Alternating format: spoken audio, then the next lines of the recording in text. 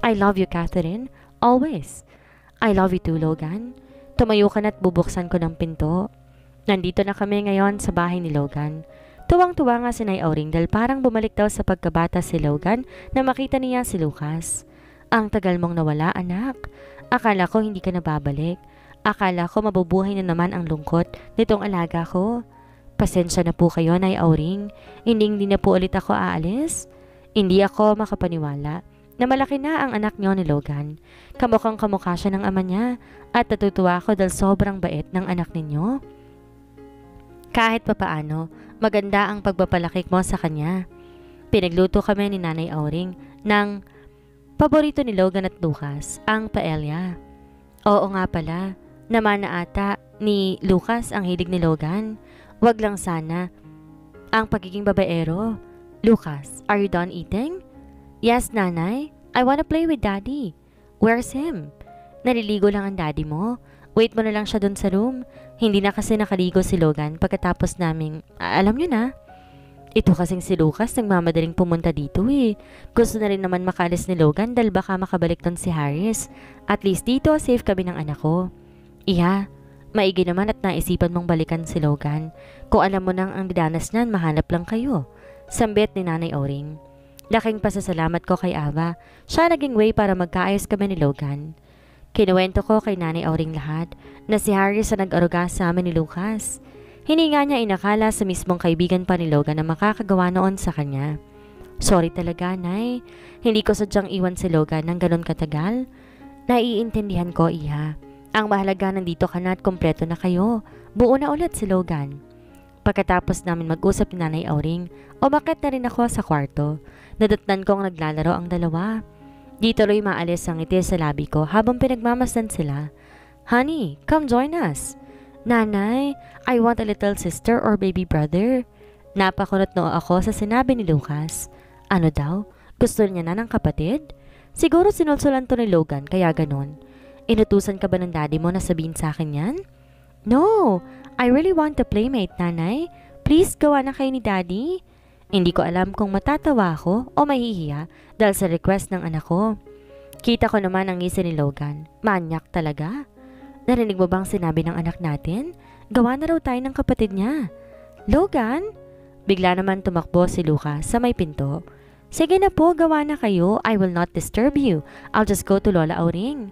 Bago pa ako makaimik, nakalabas na ng kwarto si Lucas. Ibang klase tong bata na to. Paglingon ko kay Logan, ngiti-ngiti ang loko. Ikaw siguro nagturo kay Lucas ng ganun, no? Of course not, honey. Hindi ba pwedeng gusto lang niya ng kapatid para may kalaro na siya? Look, Lucas is already 5 years old pero wala siya nakakalaro. I know. Magkakaroon siya ng kalaro dahil papasok na siya this school year. Kahit na, iba pa rin yung may kapatid siya. Unti-unti siyang lumapit sa akin. Let's just do what our son wants. We did it again. Ayoko nang ikwento ang buong detalye dahil masyadong mahaba. Basta, masarap. Feeling ko tuloy nagiging pervert na rin ako. Hindi pa natapos sa maghapon pero bigla nagkaroon ng emergency meeting si Logan. Ayaw nga niyang umattend kung hindi ko pa pinilit. Pagkaalis ni Logan, pinatulog ko muna si Lucas sa kwarto niya. Oo, may sarili siyang kwarto. Gusto ko nga sana sa tabi na lang namin pero ayaw niya. Big boy na daw siya. Pabor na pabor naman si Logan. Alam niyo na kung bakit. Inayos ko ang mga damit ni Lucas nang bigla mag-vibrate ang phone ko. From unknown. Honey, I forgot my necktie. Will you bring that for me? May taxi dyan sa labas para hindi ka na maghintay. Day off kasi ng mga driver. I will wait for you. I love you. Si Logan ba to? Bakit ibang number? At saka, parang ngayon lang niya ako pinag-taxi. Pero kahit medyo nagdududa ako, kinuha ko na lang siya ng necktie at lumabas. Binilin ko muna kay Celine si Lucas habang wala ako. Namiss ko rin ang pumunta sa NGC. Marami kayang nagbago doon? Nandun pa kaya sila Iris? Sana. Paglabas ko ay may taxi na naghihintay. Walang atubili akong sumakay. Bakit naman nakakapat face mask ko yung driver? Manong, sa NGC po tayo, 'di ba? Bakit parang ibang way naman yan? Pero imbes sumagot, lalo pa niyang bililisan ng takbo. Shit! Ihinto mo na, bababa na ako? I can't do that. Natigilan ako nang marinig ang boses ng nagsasalita. Harris? Yes, it's me.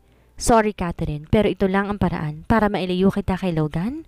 Natatakot ako na naaawa para kay Harris. Natatakot ako dahil baka ako anong gawin niya sa akin, pero naaawa rin ako dahil kita ko sa mga mata niya ang pinaghalong lungkot at galit. Harris, please. Kung ano mang pinaplano mo, wag mo nang ituloy. Bakit? Di mo ko kayang mahalin, ha? Bakit sa loob ng 5 taon, hindi mo lang ako nagkaroon ng pwesto dyan sa puso mo? Lalong diniinan ni Harris ang pagkakawak sa nobela. Lalong binilisan ang pagpapatakbo. Kita ko nag-uunahang tumulo ang mga luha sa mata niya. Harris, parang awa mo na. Alam mong hindi ko kayang palitan si Logan, di ba? Pero sinubukan ko naman na. Inintindi ko yung pagpigil mo sa akin tuwing gusto kong umuwi dito sa Pinas. Sinubukan kitang mahalin, Harris, kaya lang naging importante ka na rin sa buhay ko. Unti-unting pumapatak ang luha kong balot ng takot. Bullshit naman. Sinubukan mo pero nasa isip mo ng mga panahong yon, si Logan pa rin. Hindi ako papayag, Catherine. Hindi ako papayag na sa kanya ka ulit mapupunta. Akin ka lang. Harris, dahan-dahan. Baka mabangga tayo. E di magsama tayo hanggang sa huli? Pagkasabi niya nun, lalo niyang kinaripas ng takbo at wala nang pake sa ibang mga sasakyan. Kasalanan ko to. Kasalanan ko kung bakit nagkaganito si Harris. Napapikit na lamang ako at napakapit sa katawan. Diyos ko, kayo na pong bahala sa akin. Pagmulat ko ay nakita ko ang isang truck na papalapit sa sasakyan namin. Mababangga kami. Shit! Hindi ko na magawang sumigaw. Pakiramdam ko unti-unti na akong nawawalan ng malay. Nakita ko pa si Harris na duguan at nakasubsob sa manubela. Mahal na mahal kita, Logan. Patawarin mo ako kung mawawala na naman ako sa iyo. Alagaan mo mabuti si Lucas. Mahal na mahal ko kayo. Epilogue. Logan! Walang hiya ka talaga. Iwanan daw ba ako sa bahay namin? Heist, si Lucas naman nasa school. After ng aksidente namin ni Harris, lumapit kami ni Logan dito sa bahay na ang daddy niya. Tuwang-tuwa si Lucas na ma-meet niya ang grandpa niya. Ramdam kong mahal na mahal nila si Lucas, kaya masaya na rin ako doon. Nakakalungkot lang dahil dead on arrival si Harris nang dalhin sa ospital. At ako raw ay himalang nakaligtas. Eto ako ngayon, kabuwanan ko na para sa second baby namin ni Logan. Natupad din ang wish ni Lucas na magkaroon ng baby brother. Halos pumutok ang lalamunan ko sa sigaw dahil sa sobrang sakit ng tiyan ko. Dali-dali naman akong inalalay ng mga maids at isinakay sa sasakyan. Tawagan niyo si Logan. Opo, Ma'am Catherine. Nang makarating ako sa ospital, agad akong sinakay sa wheelchair. Na makarating ako, patay ka talaga sa akin, Logan. Kakalbuhin kita. Ewan ko ba, lagi akong naiinis sa kanya pero pag wala naman, palagi ko din siyang hanap. Lalo ngayon kung kailangan ko siya. Catherine, it's time. Saad ng obi ko. Wait lang, Doc. Mga 5 minutes lang, iniintay ko lang si Logan. Ayoko kasing pati sa pangalawang panganganak ko ay wala siya sa tabi ko. Pero pumutok na ang panabigan mo. Saktong-saktong siyan para lumabas na si baby. Inalalayan ako ng mga assistant ni doktora dahil normal delivery ang gagawin ko. Kaya ko naman to, total, nakaya ko kay Lucas. Nasaan ka na ba, Logan? Okay, Catherine. Just relax. Total, when I say push, just push, okay? Don't be nervous. Papunta na siguro ang asawa mo. Honey, sorry, I'm late. Tumakbo naman siya sa tabi ko. Akala ko hindi na siya aabot. It's better late than never. Kamukha mo siya, honey. Ang gwapong bata. Saad ko kay Logan. Nakita ko naman na tigilan siyang bigla. Bakit, Logan? Ayaw mo ba? Can you repeat what you said? Ang alin? Nagwapo siya at kamukha mo? Did you just call me honey? Oh, bakit? Masama ba? Kitang-kita ko ang pamumula sa pisngi ni Logan. Kinikilig ba siya? Ang cute naman kiligay ng mahal ko. Will you please say it again? Hindi na. Bawal na ulitin. Biro ko. That was the first time you called me in that endearment. Shit! Natapik ko naman ang braso niya. In fairness, ang tigas-tigas pa rin. Shh! Baka makinig ka ng anak natin. Buhat-buhat ko siya habang nagbe-breastfeed. Baby, ako naman mamaya dyan, okay? Gusto kong suntukin si Logan sa sinabi niya. Kung hindi ko lamang buhat ang anak namin. Pilyo talaga. Pati ba naman ang anak niya aagawan pa ng gatas? Why are you staring at me like that? Honey, ini-imagine mo na ba? Tumigil ka nga. Umalis ka na at sunduin mo na si Lucas para makita niya na ang kapatid niya. Excited na kasi si Lucas na manganak ako. Nako anak, kung alam mo lang ang hirap ni nanay, pero worth it naman lahat. Lahat ng pinagdaanan ko. Okay? Behave ka lang baby ha. Tiran mo si daddy. Inirapan ko naman siya kahit nakangisi siya sa akin. Pervert ever? Kung hindi ko lang talaga siya mahal, baka nasapok ko na siya matagal na. Bakla! Natigilan ako sa pagkain ng mansanas nang biglang pumasok ang dalawang babae na para mga kapatid ko na rin. Huwag kang masyadong maingay dyan, bakla. Baka marindi sa itong bata. Gianna, ang gwapo naman ng batang yan. Kamukha ni Lucas. My gosh, saan ba ako makakakuha ng sarili kong Logan Navarro? Gaga, kahit naman makakuha ka, hindi ka pa rin naman mabubuntis. Isipin mo muna kung paano ko magkakamatris. Kahit kailan talaga, palagi nag-aasaran tong dalawa. At ako na may taga-suway sa kanila. Kasi naman tong sa Gianna, masyadong kontra lagi kay Ava. Pero ang sabi niya ayaw lang naman daw niyang masaktan si Ava. Anong name ng baby mo, te? Tanong na Gianna. Wala pa. Iniintay namin si Lucas kasi siyang magpapangalan kay baby. Kung pagmamasdan mo siya, makikita mo, halata agad ang matangos niyang ilong at magkabilang dimple. Si Lucas kasi isang side lang ang meron. We're very happy for you, sis. Kasal na lang ang kulang. Banat ni Ava. Kasal? Parang wala lumalabas sa bibig ni Logan tungkol sa bagay na yan. Siguro kasi hindi pa siya readyng pakasalan ako. Hindi pa ba nagpo-propose sa'yo si Logan? Tanong na Gianna. Hindi pa eh. Huwag mo na munang isipin yon. Ang mahalaga, magkakasama kami. Ilang minuto pa, nandito na ulit si Logan. Kasama si Lucas. Nanay! Yes, baby. Ang gwapo niya, di ba? Yeah, just like me. Can I give him a name na ba? Of course. Kinis niya pa ang forehead ng baby brother niya. Yung itsura ni Lucas ngayon, akala mo may napanalo ng maraming candies. Hindi ba aalis ang ngiti niya? I wanna call him Noah. I smiled. So from now on, Noah Navarro na ang pangalan ng baby namin. Ang gandang pangalan. Bagay na bagay sa maamo niyang mukha. You're really a big boy now, son. Be a good brother always, okay? Nagnod naman si Lucas. Sinabay na ni Ava at Gianna pa uwi si Lucas. Doon daw muna si Lucas sa kondo ng mga ninang niya. Masyado kasi nilang ini-spoil ang anak ko, kaya't sanay na sanay sa kanila. Si baby naman may sariling higaan na sa tabi ng kama ko. Ang sarap pagmasdan ni Logan habang buhat-buhat ang anak namin. Sayang nga lang at di niya nagawa iyon kay Lucas. Hindi ko naman tuloy napigilan ang luha ko. Siguro ganito rin kakit si Lucas noon. Sambit niya habang buhat pa rin si Noah. Lalo tuloy akong naiyak. Naalala ko ng mga panahong na yon. Gustong gusto kong bumalik na sa kanya pero umiiral lang takot ko. Nilapag naman niya si Noah at lumapit sa akin. Honey, why are you crying? Is there something wrong? Tell me. Umiling ako. Wala naman. Naalala ko lang nung ganyan pa kalaki si Lucas. Niyakap niya ako at kahit hindi ko kita ramdam kong babagsak ng luha niya. Shhh! Babawi ako, di ba? Habang buhay ko kayong mamahalin. Alam ko. Kaya nga sobrang saya ko dahil kasama ko kayo. Na nabuhay ako at kahit nakoma ako ng 2 buwan, nandyan ka palagi sa tabi ko. Oo, 2 buwan ako nakaratay sa ospital. Pagkatapos ng aksidente, tayong machine lang ang nagpapabuhay sa akin. Kaya nga himalang nagising ako eh. I will never leave you, Catherine. Napapikit na lang ako nang biglang lumapat ang labi niya sa labi ko. Mahal na mahal ko ang lalaking to at hindi na ako ulit aalis sa tabi niya. Ano nga palang nangyari kay Kim nung umalis na ako? Inalis siya ni Dad sa company. Tinigil ang partnership nilang dalawa. Kung alam lang daw niyang ganon, sana raw hindi niya tinanggap yung alok ni Kim dati. Sana raw masaya pa rin tayo. Di ko maiwasang di humanga sa pagtatagalog ni Logan. Talagang tuwid na tuwid siyang magtagalog ngayon compared noong secretary pa lamang niya ako.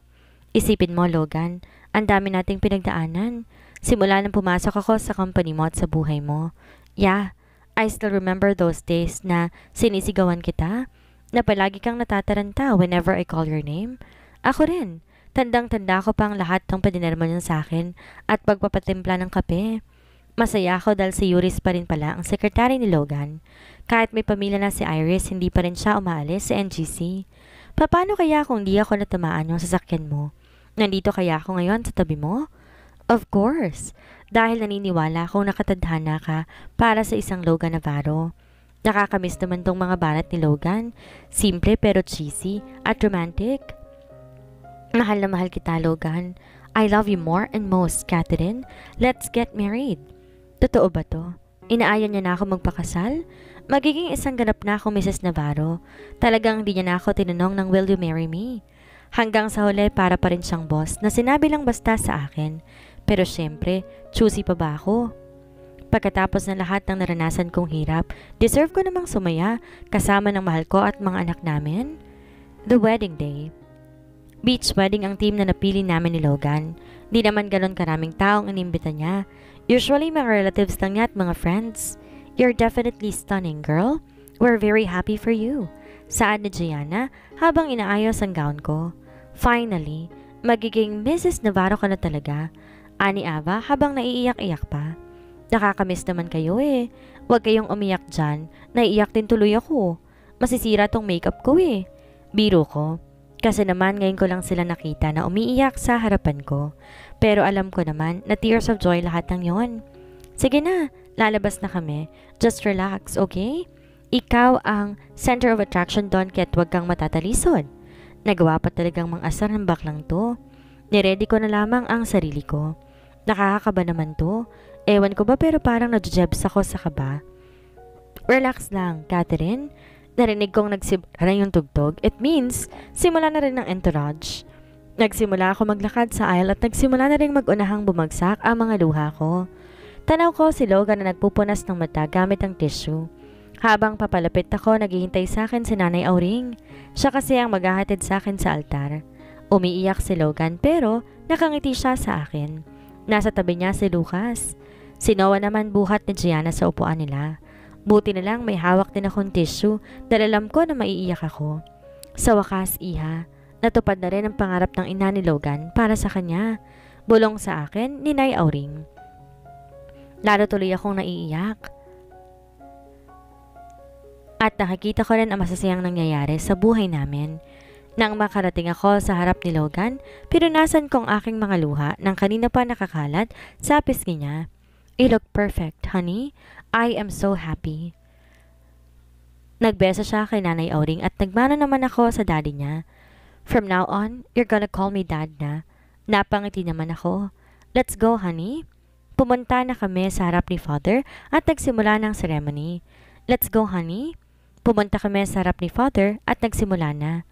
Hawak lang ni Logan ang kamay ko habang nagsasalita si Father. Do you, Logan Navarro, take Catherine Rose Rivera to be your lawfully wedded wife, to have and to hold in sickness and in health, in good terms and in bad, for richer or for poorer, for as long as you both shall live? Inalikan ni Logan ang kamay ko bago sumagot kay Father. I do, Father. Do you, Catherine Rose Rivera, take Logan Navarro to be your lawfully wedded husband, to have and to hold, in sickness and in health, in good terms and in bad, for richer or for poorer, for as long as you both shall live?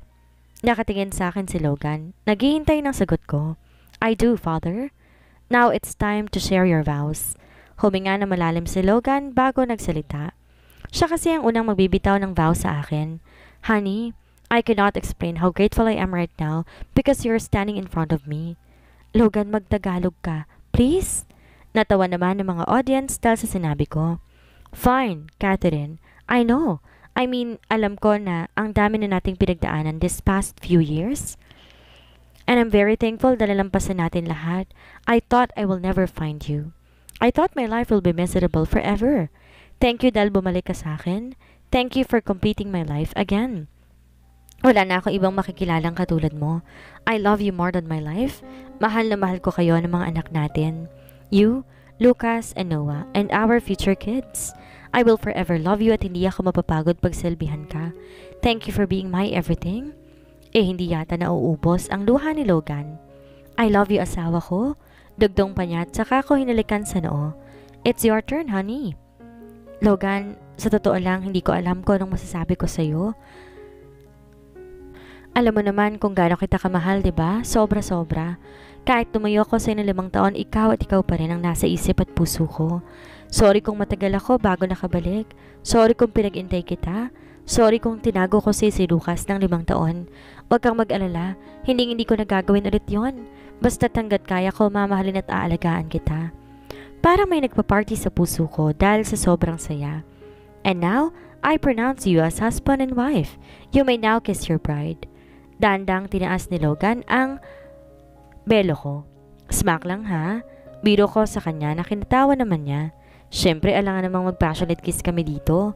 Let us welcome Mr. and Mrs. Navarro. Nagpalakpakan ng mga tao. Sa wakas, masasabi kong isang pamilya na kami at matatawag ko ng asawa ko si Logan. Sa inabahaba nga naman ang pinagsamahan, sa simbahan din ang tuloy. Are you ready for baby number 3, wife? Napangiti na lang ako sa tanong ni Logan. Wala talagang kapaguran ng asawa ko. Siniko ko na lang siya at baka mamaya may makarinig pa sa sinasabi niya. Ang dating pangarap kong makasurvive araw-araw, sobra pa sa sobra ang nangyari sa akin. Wala na akong mahihiling pa. At dito na po nagtatapos ang kwentong pag-ibig ni Catherine at Logan. Maraming salamat po, hanggang sa muli.